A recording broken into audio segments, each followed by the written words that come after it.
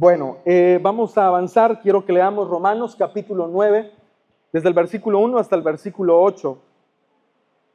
Y como le decía yo, no tomemos estas citas como algo así nada más de origen literario, algo pasajero, un asunto académico, intelectual, sino como de suma seriedad, porque va a hablar que Dios tuvo que desplazar a un pueblo para adoptarnos a nosotros como el pueblo de Dios. Y esto es referente a la iglesia.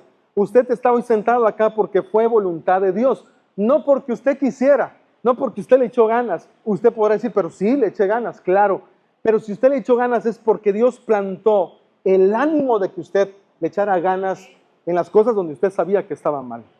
Ahora, quiero, antes de leer lo que dice Romanos 9, versículo 1 al versículo 8, dejar en claro que vamos a leer acerca de la incredulidad de Israel, que no era un asunto para ellos meramente teórico, la incredulidad, sino de verdad era un asunto espiritual en ellos, arraigado, decir, no creemos en Jesús, no creemos que Él sea el Mesías enviado para salvarnos. Y ellos desecharon la justicia de Dios y abrazaron sus obras. Y esto tiene que ver con nosotros como iglesia. Y vamos a entender cómo Pablo se sintió tan conmovido por la incredulidad de sus parientes. Y vamos a leer esto con mucha seriedad. Si usted me acompaña antes de leer el capítulo 9, volvamos al capítulo 8. Recordemos que las cartas son cartas, no como tal se escribieron con capítulos, era una carta tal y como si usted se la quisiera enviar a un familiar, era una carta de corrido. No habían secciones por capítulos, después se vino a hacer todo esto, ¿verdad? Para que nosotros tuviéramos más facilidad de comprender la escritura, de ubicar los versículos, de ubicar la parte que queremos estudiar. Vuelva conmigo a Romanos capítulo 8, versículo 38 al 39. Son los últimos dos versículos del capítulo 8, para que podamos entender el capítulo 9. Leo y cito la palabra de Dios en el nombre del Padre, del Hijo y del Espíritu Santo.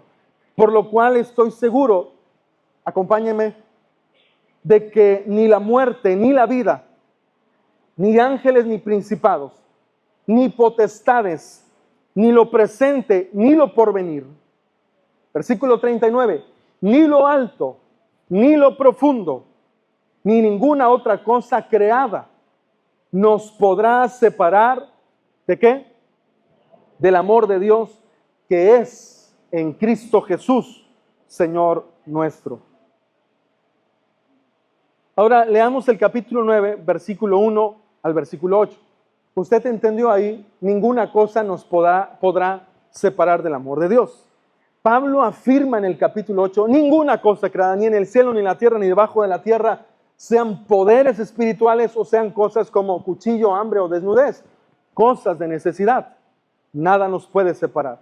Ahora, lea conmigo el versículo 1 al versículo 8. Dice la palabra, verdad digo en Cristo, no miento, y mi conciencia me da testimonio en el Espíritu Santo que tengo gran tristeza y continuo dolor en mi corazón.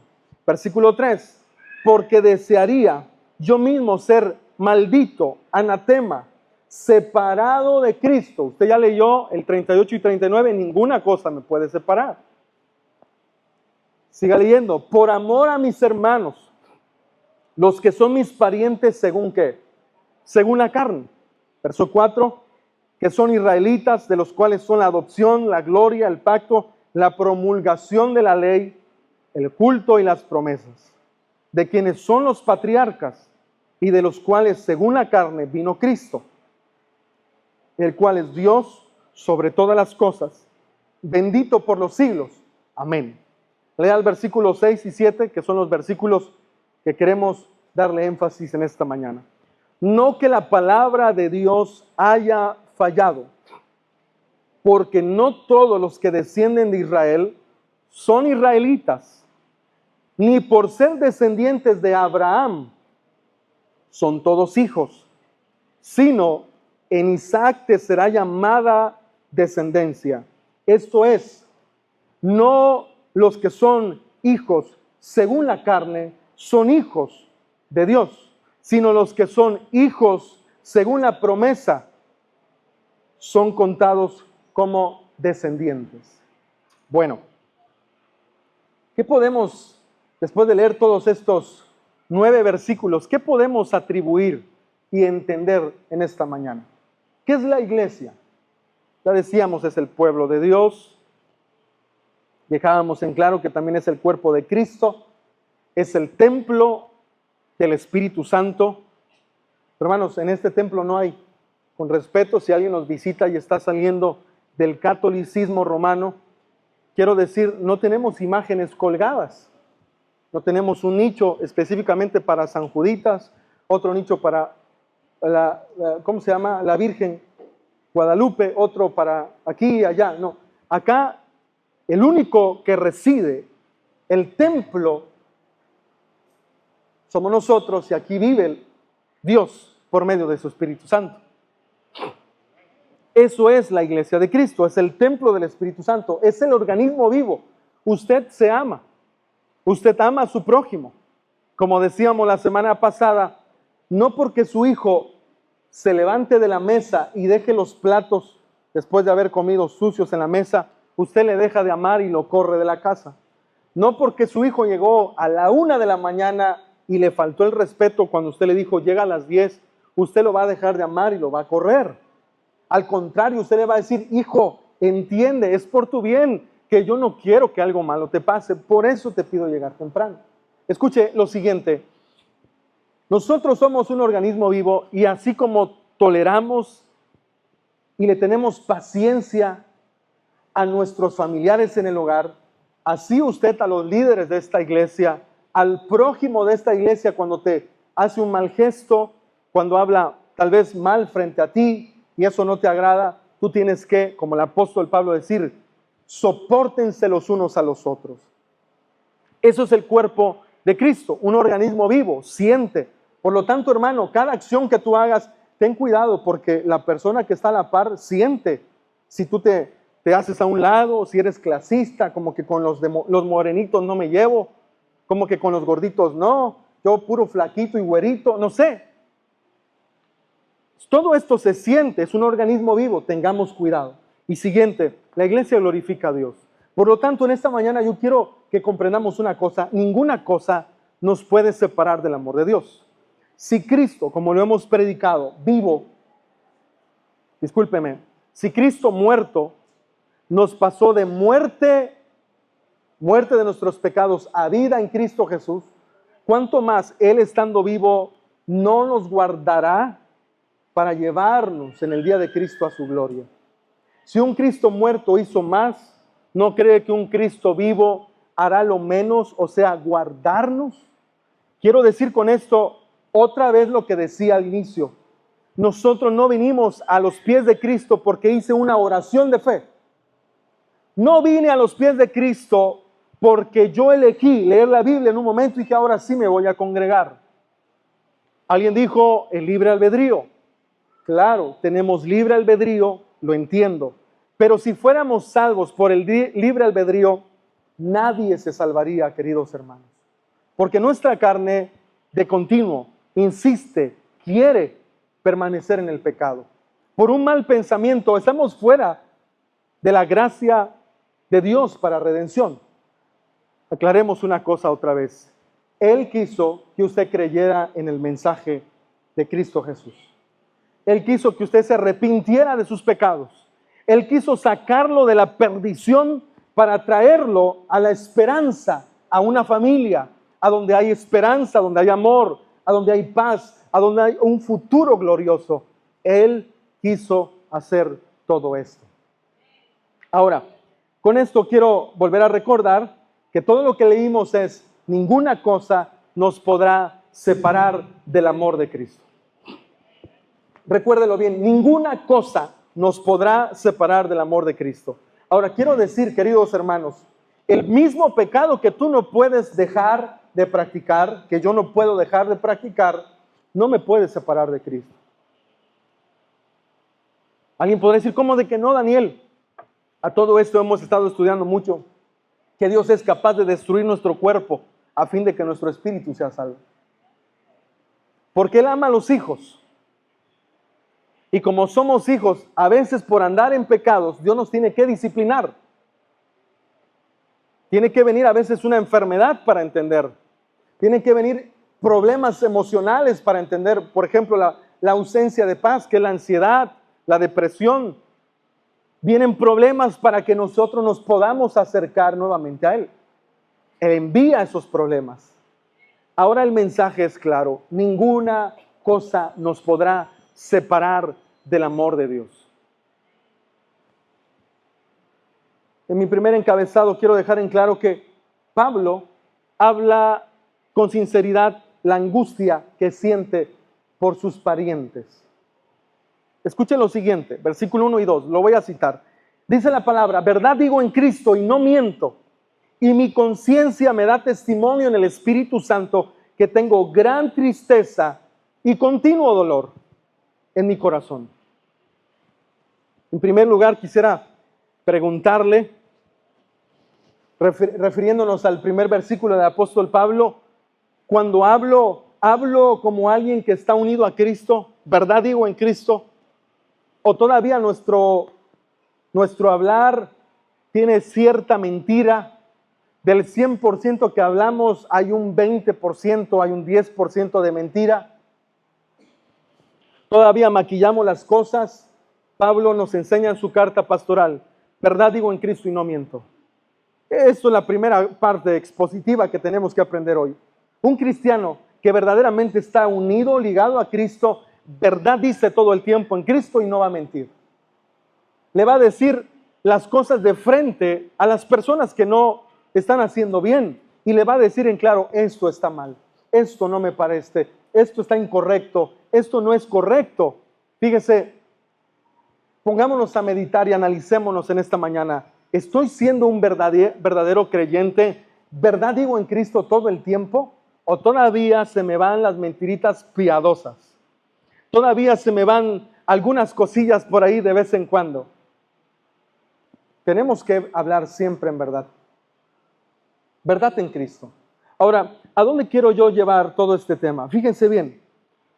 Cuando Pablo está citando el versículo 1 y 2, hay un cambio drástico. En el capítulo 8 nos está mencionando la certeza de la salvación de un creyente. Capítulo 8. En el capítulo 9 da a conocer su tristeza por la incredulidad de sus parientes. Ahora, oiga lo siguiente que vamos a aprender en esta mañana. Pablo nos va a mostrar cómo son de complejas las emociones en la vida de un creyente.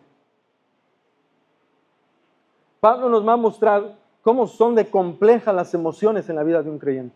O sea, cómo son de difíciles. Escuche, por eso el tema se llama: la iglesia verdadera vive en gozo y en tristeza. ¿Por qué quiero decir esto? Porque por una causa en nuestro corazón se siente gozo. Esa causa es la salvación de Cristo.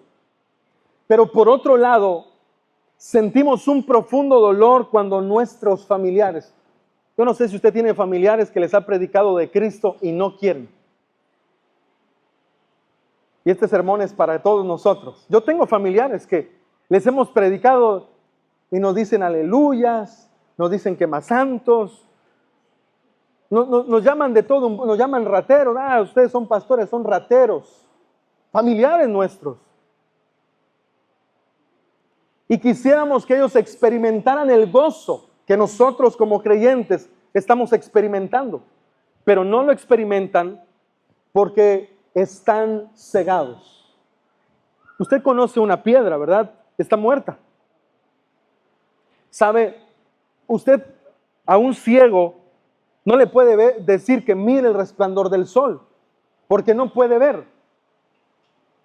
Yo estaba aprendiendo hace unos días, leí un artículo muy pequeño y decía que en la iglesia a veces le predicamos a convertidos y le predicamos a gente que viene por primera vez, que está en la decisión de creer o no creer, que eso lo determina el Señor. Pero el que no cree es porque está ciego completamente. Es una piedra, no va a ver. Por más que usted le pida ver, no va a ver, está ciego. Pero ahora nosotros en Cristo vemos. Ahorita yo tengo fe que le estamos predicando a gente que ya ve la gloriosa salvación en Cristo. Este es el mensaje, hermanos. Pablo dice, siento un profundo dolor porque mis parientes, mis hermanos, no creen en lo que yo creo. Y es ahí donde Pablo dice, quisiera ser yo anatema. La palabra anatema era un objeto en el Antiguo Testamento, objeto, literalmente un objeto dirigido, dedicado para ser maldito. Y Pablo llega a expresar algo tan fuerte al decir, quisiera yo ser maldito, que Dios me maldijera a mí y mi bendición la tomaran ellos, con tal que ellos conozcan la salvación que es en Cristo Jesús. ¿Sabe, hermano? Eso es la verdadera iglesia. Usted y yo, entre mayor gozo tengamos, mayor será nuestro dolor. A veces puede ser tu hijo. A veces puede ser tu papá que no quiere venir a la iglesia. A veces puede ser tu esposa o tu esposo. Y usted tiene un profundo gozo a la vez, pero cuando usted llega a casa le dicen, ¿por qué tan tarde? ¿Por qué todos los días a la iglesia? ¿Por qué cada domingo? ¿Por qué aquí? ¿Por qué allá? Y usted se siente triste y dice, quisiera yo que entendieran lo que yo estoy viviendo. No solo que lo entendiera, sino que lo gozara como yo lo gozo. ¿Qué? La salvación en Cristo. Por favor, recuerde esto, la experiencia del cristiano no solo es gozo, ni tampoco solo dolor, ni tampoco angustia. Siempre va a ser un balance. Nos venimos a gozar, pero a veces saliendo de acá, vamos a ser atribulados. Vamos a experimentar ataques, pero esa es la iglesia verdadera. Miren, hermanos, la iglesia que hoy se está predicando es la iglesia de la gloria.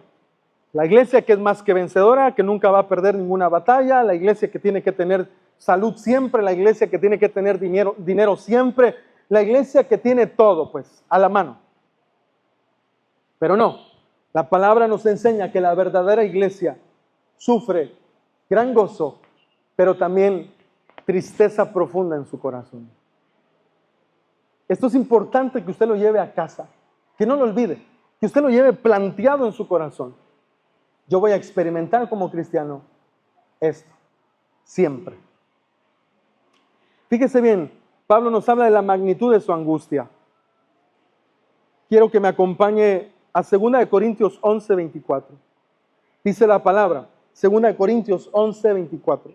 5 veces recibí de los judíos 39 azotes. ¿Está conmigo? Vamos a leerlo. 2 Corintios 11, 24 al 25. Leamos. 5 veces recibí de los judíos 39 azotes. 3 veces me golpearon con varas. 1 vez me apedrearon. 3 veces naufragué. Y pasé un día y una noche como náufrago en alta mar. Ahora yo le quiero preguntar, ¿por qué estamos leyendo este versículo? ¿Por qué? Pablo nos decía en Romanos 9, versículo 2, tengo gran tristeza y profundo dolor en mi corazón por mis parientes, los judíos. Porque los amaba. Y la muestra del amor de Pablo está acá. Estuvo dispuesto por amor 5 veces recibir los 39 azotes. Por amor, para ir a predicarles, estuvo 3 veces golpeado por sus propios parientes. Yo escuché una vez un predicador que dijo, Pablo le fue así porque se fue a meter a donde no lo llamaron. Jesús le dijo, ve a los gentiles y no a los judíos. Por ir a los judíos lo golpearon. No. No es así, hermanos. Eso es sacar de contexto. Claro que lo mandaron. Explícitamente dice la Escritura, su ministerio fue a los gentiles, pero también Pablo entendió que era necesario predicarle a todos los judíos. Ahora, el mensaje aquí es, miren la magnitud de la angustia del apóstol Pablo. Él dice, si en vida voy a ser azotado, me cuesta mi propia vida, tengo que naufragar, me tienen que golpear, me tienen que apedrear, pero ellos van a escuchar el mensaje, lo soporto. Lo soporto. Hermanos, tomando esta parte de la escritura, de esta enseñanza hoy, ¿qué tan dispuesta está esta iglesia para predicar de esa manera? Como Pablo. Seguramente me pongo en el lugar que si yo voy a predicar al mercado y me humillan allá, yo no vuelvo al mercado. ¿A usted le gustaría? Lo apedrearan en el mercado. Vamos escalando. Bueno, allá en el mercado tal vez chicotean a los que roban el tanque de gas. Y usted por predicar lo van a variar 39 veces. ¿Volvería usted al mercado a predicar la palabra del Señor? Bueno, yo quiero llevar esta ilustración de Pablo. El primer mensaje es para mí. ¿Estoy dispuesto para predicar de esta manera la palabra? No estoy llamándolos a todos a ser mártires, eso es un llamado también. Pero quiero decir, Pablo entendía el final de estas almas. No era un juego, no era, al último Dios va a tener misericordia de ellos por ser judíos. Los va a sacar del infierno y solo por ser judíos los va a llevar a la eternidad de gloria. No, Pablo entendía y él mismo sabía que estaba definido, que estaba establecido que una vez vivieran los hombres y murieran una vez y después de esto, ¿qué? El juicio. Pablo dijo, yo tengo que predicar la palabra. La iglesia no solo viene a escuchar el mensaje, la iglesia tiene que ir, después de salir de este lugar, a predicar el mensaje del evangelio. Hermano, nuestro trabajo es predicar. Y también como Pablo, tener una magnitud en nuestros corazones de angustia por los perdidos. No hay salvación fuera de Cristo, no hay salvación sin el evangelio. Tenemos que predicar el evangelio. Hace unos días dábamos una breve clase de qué es el evangelio y qué es el evangelismo. Podemos hacer evangelismo con un mal evangelio. Podemos pensar que estamos predicando un buen evangelio, pero en realidad estamos predicando un mal evangelio si no estamos hablando de la vida de Cristo, de la muerte de Cristo, de la resurrección de Cristo y de la ascensión de Cristo. Esto es el trabajo de la iglesia, hermanos. En vida, ¿por qué la vida de Cristo? Porque Él vivió la vida que ninguno de nosotros jamás viviremos como Él la vivió. ¿Por qué la muerte de Cristo? Porque dice su palabra, 1 Corintios 1, 5, 21, 2 Corintios 5, 21, dice que Dios lo hizo pecado para a nosotros hacernos justicia de Dios. Él murió por nuestros pecados. Él resucitó para confirmar la justicia en nosotros. Ahora dice la palabra que nosotros somos justos solo por creer en Cristo Jesús. Y número 4, en la ascensión de Cristo. Cristo no solo vive para estar sentadito y aburrido a la diestra del Padre. Cristo vive para interceder por todos aquellos a los que el Padre ya escogió. Él está ahí diciendo, Señor, perdona a Oliver. Hoy, 6 de abril, va a fallar, pero ya lo escogiste y yo morí en la cruz. Para eso vive Cristo, para interceder por nuestros pecados. Este es el mensaje, hermanos. Tenemos que orar al Señor que nos haga sentir una angustia por los pecadores. Una angustia verdadera, profundo dolor en el corazón, como el apóstol Pablo. Eso es la iglesia de Cristo. Y fíjense bien, quiero avanzar al siguiente punto, la razón de la angustia del apóstol Pablo. Quiero que lea conmigo nuevamente el versículo 3.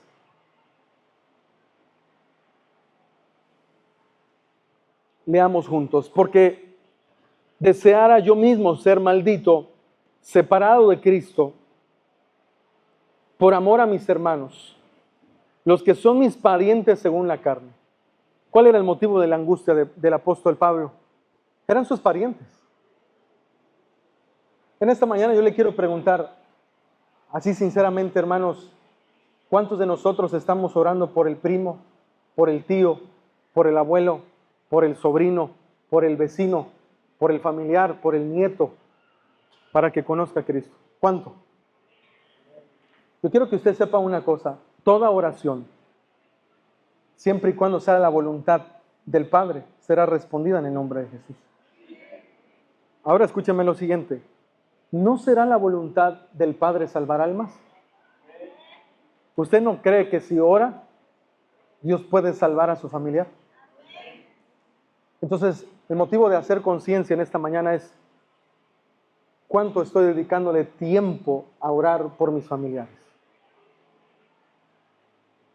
Algunos los podemos felicitar desde acá ahora mismo, porque tal vez por un año no dejaron de orar. Y como vieron que Dios no respondió, dejaron de orar. No, yo les animo e insisto: sigan orando. Sigan clamando.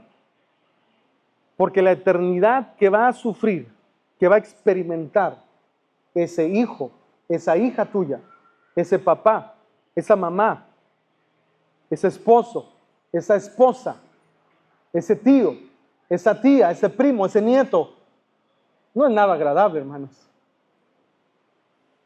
Y por amor, tal vez ya no nos tienen que apedrear, hay libertad de expresión hoy en día, pero por amor que me duelan las rodillas, por amor que me salgan callos en las rodillas, por amor voy a tomar una hora de mi descanso. Quizá me duermo a las 10, ahora me tengo que dormir a las 11 porque tengo que orar una hora. Por amor tengo que empezar a entender que Cristo tiene en su corazón un deseo: es salvar almas. Pero eso es la iglesia. La iglesia necesita estar orando. Tú necesitas estar orando. No pienses que la persona que es difícil es un caso perdido. No pienses tal cosa, porque no hay nada imposible para Dios. Óigalo bien, no hay nada imposible para Dios. Óigalo, créalo, en esta mañana entiéndalo. Todos ustedes, llevémonos esto en el corazón: no hay nada imposible para Dios. A mí me gusta predicar mucho Romanos 1, últimamente no lo he hecho, no es un momento quizá de evangelismo acá, pero cuando me invitan a eventos yo predico Romanos 1. Y dice la palabra que la predicación es locura para el que se pierde, pero es poder de Dios para aquel que fue escogido.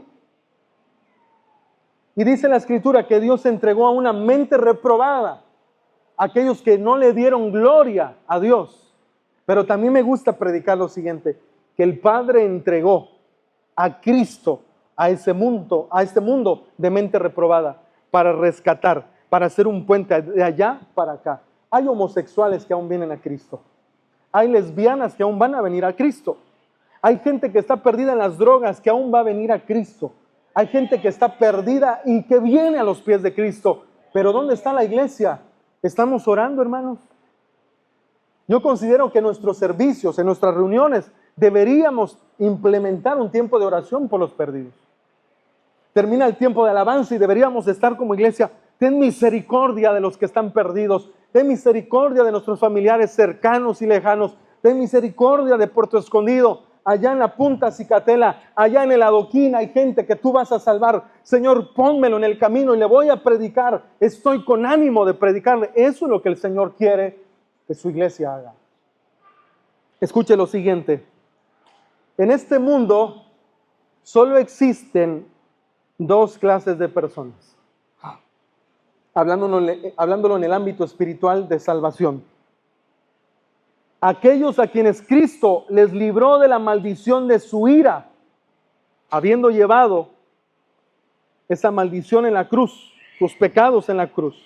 Y número dos, aquellos que merecen el castigo por sus transgresiones.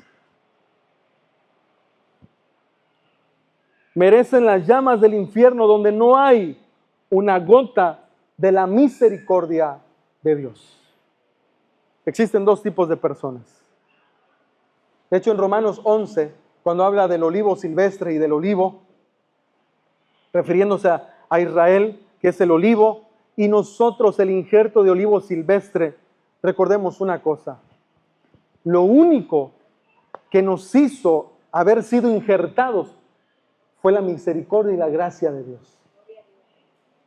Hermano, lo único que hace la diferencia entre el borracho teporocho que vive en el escuadrón de la muerte, que ya está todo apestoso ahí, con ropas todas sucias y mugrosas, lo único que hace la diferencia entre ellos y nosotros es que Cristo nos llamó a salvación.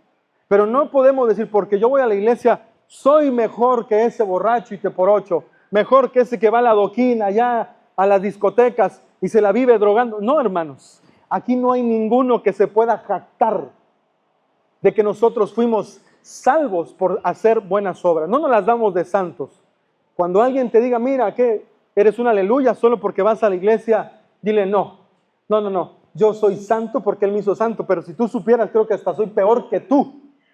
Lo único que hace la diferencia es que Cristo me llamó, me hizo ver que murió por mis pecados, que me ayudó a vencer lo que no podía dejar de hacer, que me llamó de muerte a vida, que me trajo a su luz admirable. Eso es lo único que me hace diferente a ti. Ni yo mismo hago la diferencia. Ese es el olivo silvestre. No éramos nada, nos hicieron olivo y nos injertaron para ser el pueblo del Señor. Voy avanzando, hermanos. Esos dos tipos de personas existen: los que fueron llamados, perdonados. Cristo murió en la cruz. Y número dos, los que no han creído y no han aceptado y merecen el fuego eterno. Quiero que usted avance conmigo y lea el versículo 4. Una vez más, lea conmigo desde el versículo 3, versículo 4. Romanos capítulo 9, versículo 3. Dice la palabra: porque deseara yo mismo ser anatema, separado de Cristo, por amor a mis hermanos, los que son mis parientes según la carne.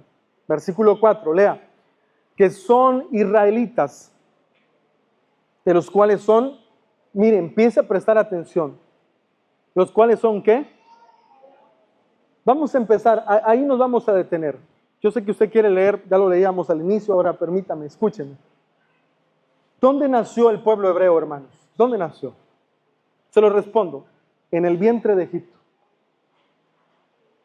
Dios habla a Moisés. Moisés ve, tú vas a libertar a mi pueblo de la esclavitud de Faraón. Ahí estaba su pueblo. Y diles que yo les daré una tierra, los haré una nación, los haré un pueblo. Y para todo eso hay requisitos. Tienen que tener cierto tipo de extensión poblacional. Tienen que tener leyes, sucesivamente. Nos vamos a ir metiendo en esos temas poco a poco. La cuestión es que le dicen a Moisés: ve, saca a mi pueblo, llévalos a donde yo te dirija y guíalos. Yo te daré lo que necesiten en el camino. Voy a proveer todo. Cuando tengan hambre, comida les va a caer del cielo, el maná. Cuando estén creciendo en estatura, las ropas juntamente crecerán con ellos. ¿Se imaginan? De ese pueblo están hablando. ¿Qué es la iglesia? Ahorita vamos a entender. Adoptaron a ese pueblo, lo sacaron de ahí. Escuche bien lo siguiente: que son israelitas, de los cuales son la adopción. Siga leyendo. ¿Qué más? La gloria. ¿Qué pasó con Moisés, hermanos? Cuando él sube al monte Sinaí, habían truenos, habían relámpagos, había fuego. ¿Y qué dice la palabra que vio Moisés? Vio a Cristo. Lo voy a traducir ya en este tiempo. Vio a Cristo. No vio al Padre. Vio a Cristo, que es la gloria de Dios unigénito. Moisés vio las espaldas y dijo: wow, hermano, ningún mexicano, estadounidense, de cualquier nación, solo un israelita pudo ver eso. Es lo que el apóstol Pablo está diciendo acá. De ellos es la gloria. Ningún otro hombre de ninguna otra nación pudo haber visto eso. Solo lo presenció un israelita. Solo lo pudo presenciar, nadie más. De ahí en fuera, nadie más. Siga leyendo. El pacto, ¿a quién le escribieron con su mismo dedo los mandamientos? En tablas de piedra. ¿A quién? A Moisés en el monte, que él las volvió a escribir por romperlas, quebrarlas. Escuche bien: la promulgación de la ley leyes ceremoniales, leyes de qué más, de sacerdocio, sucesivamente, todas las leyes civiles, leyes religiosas. Dice acá, el culto. ¿A quién le dieron el mapa de hacer un tabernáculo, hermanos? De hacer una tienda. A un canadiense, a un mexicano, a un latinoamericano. ¿A quién le dieron eso? ¿A quién le dijeron, quiero que midas tantos codos, tantos pies? ¿A quién le dijeron eso? A los israelitas, a ninguna otra nación. Pablo está hablando de todos los privilegios que esta nación gozó, pero no por eso van a ser salvos. Por eso alégrese usted, hermano. Lo vamos a entender. Siga leyendo. El culto, las promesas de quienes son los patriarcas. Josué, ¿se acuerda? ¿Quién más? Todos los patriarcas. Por razones del tiempo nos pausamos ahí.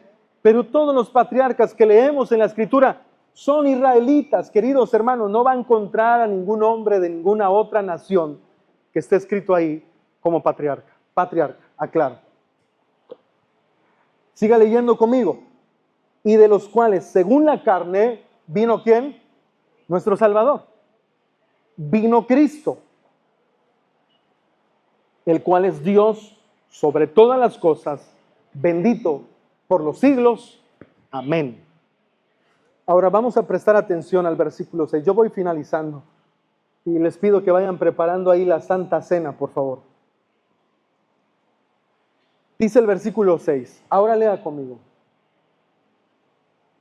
Estoy triste, no lo olvidemos, porque a quienes le dieron la ley, a quien vio la gloria, a quienes les mostraron cómo se iba a adorar al Señor, a quienes les dieron los patriarcas, estoy triste que esos mis parientes,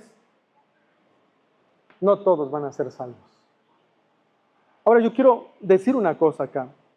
El Pentecostés sobre todo, yo me considero, vengo de una línea Pentecostés, tenemos un sesgo muy malo. Se nos predica tristemente de esta forma. El reloj de Dios y de nosotros es Israel. Porque Israel, aquí, allá y esto y lo demás, pensando que esos todavía siguen siendo los elegidos de Dios. Hermano, usted vaya a Israel, la mayoría no cree en Cristo. Desecharon al Señor. Cristo mismo se están cumpliendo sus profecías. Cristo mismo dijo, Israel, tú que matas a los profetas, tú que no conociste la visitación de tu rey, ahora viene una cosa sobre ti. Van a destruir todo, de forma que no quede ni una sola piedra de ti. Hermano, lo que le viene a ese pueblo geográfico, a Israel, es destrucción. Y si nosotros somos sensacionalistas, lo primero que vamos a decir, mira, hay guerra, mira las noticias, mira que Donald Trump dice que va a poner la embajada de Estados Unidos en Israel y que la va a convertir en... Y queremos empezar a tener ese sensacionalismo de volada. Pero fíjense lo que dice la palabra. Vamos, prestemos atención. Versículo 6. No que la palabra de Dios haya fallado, porque no todos los que descienden de Israel son israelitas. O sea, hermano, usted puede ir allá y nacer allá y no por eso va a ser israelita. Ahora, usted puede tener padres israelitas y nacer de linaje israelita, pero no eso le hace Israel.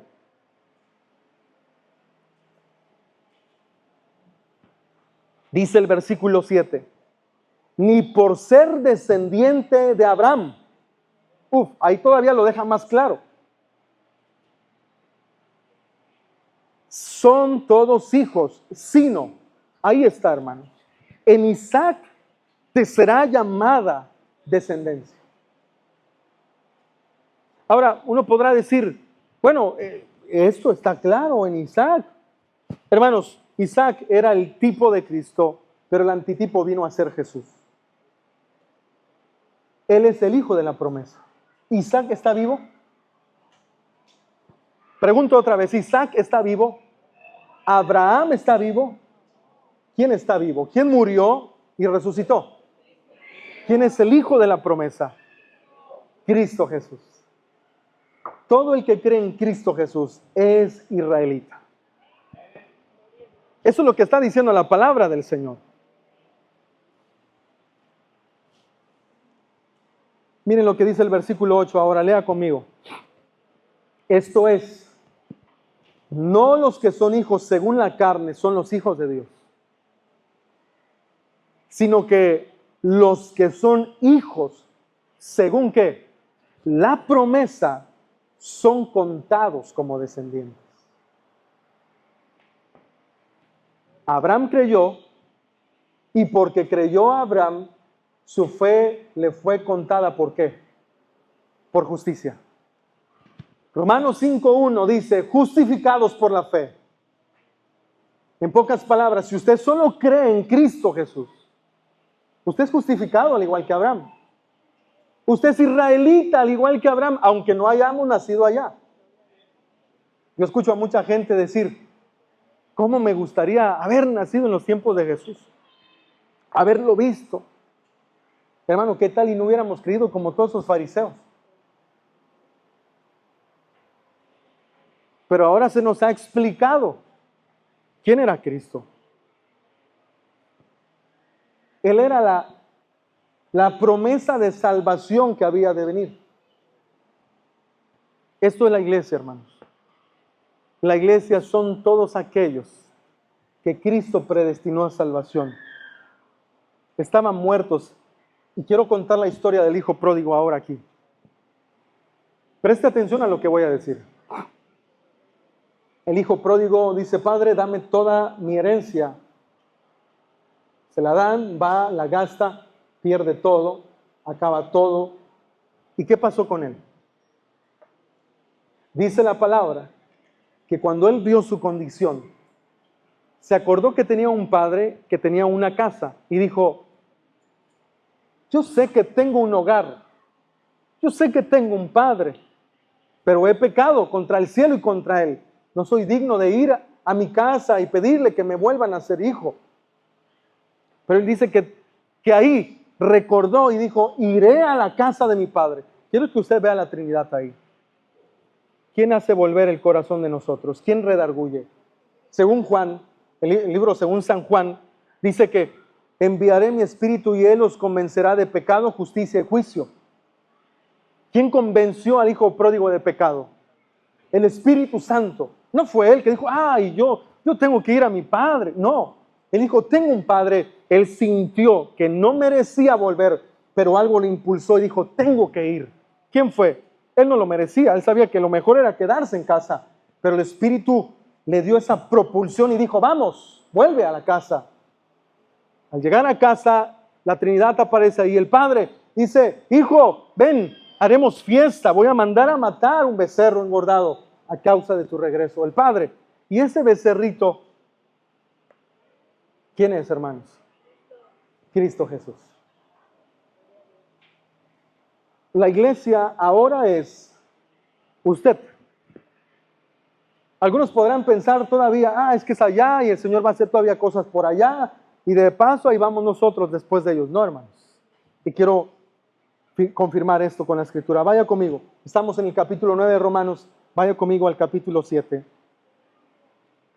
Su Biblia física habla y dice analogía tomada del matrimonio. Versículo 1, leamos. ¿Acaso ignoran, hermanos? Pues hablo con los que conocen la ley. Que la ley se enseñorea del hombre entre tanto que éste vive. Es una pregunta, pero afirmando porque conocen la ley. Porque la mujer casada está sujeta por la ley al marido mientras éste vive. Pero si el marido muere, ella queda libre de la ley del marido.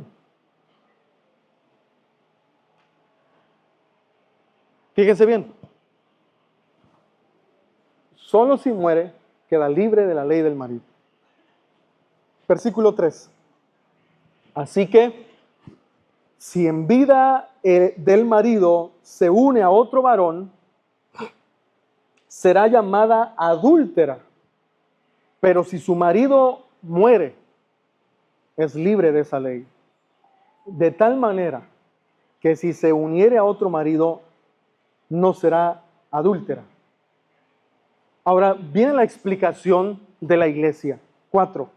Así también nosotros, hermanos míos, Han muerto a la ley mediante el cuerpo de Cristo. Cuando Cristo va a la cruz y muere, han muerto. Cada uno de ustedes han muerto a la ley mediante el cuerpo de Cristo, para que seas de otro. ¿De quién otro?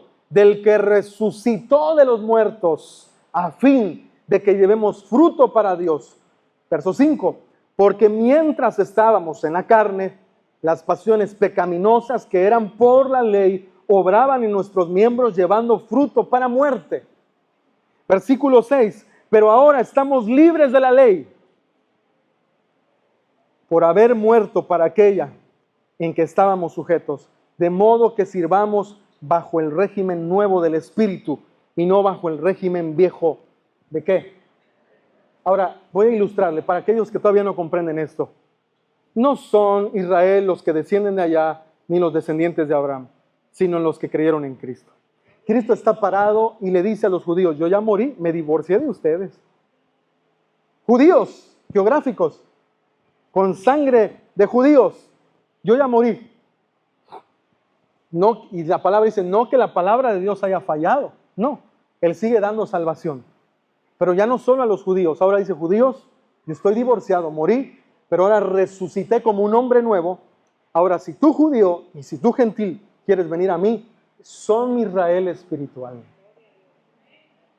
Por eso digo, en el Pentecostés nos hacen creer todavía que allá estamos ligados y nosotros vamos por detrás y vamos a esperar todo el reloj. No, ahora dice la palabra, todos pecaron.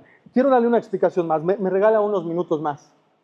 Por si usted ya es más doctrinal, se mete a doctrina y dice, a ver, no me cuadra por acá, vaya conmigo a Romanos capítulo 2, versículo 1, y aquí le está hablando a los que conocen la ley. Vamos a decir que el judío ya conoce la ley. Romanos capítulo 2, 1, miren lo que dice la palabra. Por lo cual no tienes excusa, oh hombre, quien quiera que seas tú que juzgas. Esto puede ser para el judío. Yo ya guardo la ley, yo juzgo al gentil. Mira qué sucio, no se lavan las manos para comer, mira, no se ponen las túnicas. Y el judío se sentía por sus obras cerquitita de Dios. Ahora, fíjense lo que dice, oh hombre, quien quiera que seas tú que juzgas, pues en lo que juzgas a otro, te condenas a ti mismo, porque tú que juzgas, haces lo mismo. Miren cómo encierra Cristo al judío, que según se sentía santurrón, le dice, haces lo mismo que el gentil, eres pecador. Versículo 2, más sabemos que el juicio de Dios contra los que practican tales cosas es según verdad. Y piensas esto, oh hombre, tú que juzgas a los que tal hacen y haces lo mismo, que tú escaparás del juicio de Dios.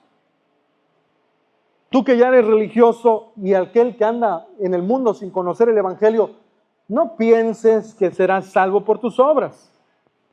Versículo 4, mire lo que dice, o menosprecian las riquezas de su benignidad, paciencia, eso es lo que está haciendo Cristo con el pecador, y longanimidad, ignorando que su benignidad te guía al arrepentimiento. Hermano, yo quiero explicar este versículo. Usted ha hecho y deshecho y usted no se arrepiente, usted le da igual y usted sabe que lo que hace está mal y usted ya se cayó de la moto, ya se accidentó, usted ya del árbol se fue a cortar mangos y se cayó y no murió y usted se sigue sintiendo la gran cosa. Aquí aplica el versículo. Mira, ignoras que Él está siendo rico en benignidad, en paciencia contigo. Estás ignorando su bondad, sus buenas cosas hacia ti para que te guíen al arrepentimiento. O sea, ya te accidentaste, ya te fracturaste, ya te endeudaste y ya saliste y no estás viendo que el Señor no te ha hecho nada porque quiere que te arrepientas. Eso es lo que la palabra nos dice acá. Si no te ha pasado nada malo a pesar, o sea, si no has llegado hasta la muerte a pesar de todos los males que te han venido, es porque Cristo ha tenido misericordia de ti. Porque Él quiere guiarte al arrepentimiento por medio de su benignidad.